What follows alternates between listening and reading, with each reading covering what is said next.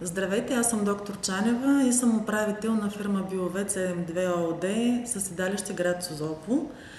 Днес присъствах на един изключително важен за мен и предполагам на всички колеги, които бяха тук, семинар, който беше организиран от Песконтрол Академията на тематика, която касаеше промените в новия закон за обществените поръчки.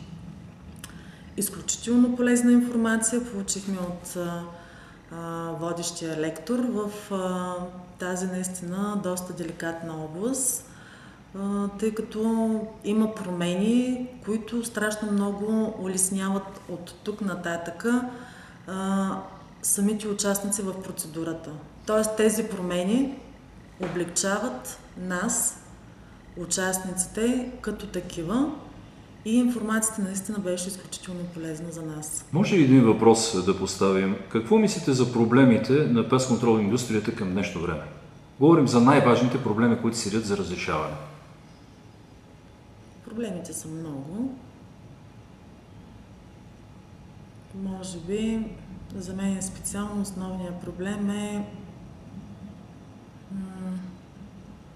тази неединност на колегията в този бранш.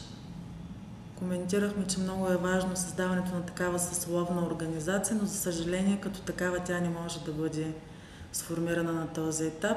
А това е много важно, за да се работи единно и в една правилна насока. Какво трябва да се направи според теб за разрешаването на този проблем?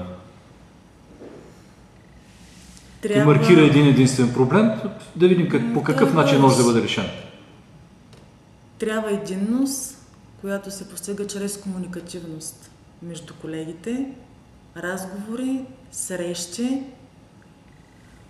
осмисляне и осъзнаване на проблематиката, обединяване, за да може да се работи заедно в една обща насока. Фактор уважение към другите? Естествено. Естествено, това е много важно. Има ли го уважението, има ли лоялността, ще може да се върви напред. И по този начин ще може да се просперира общо за всички в тази професия. Благодаря.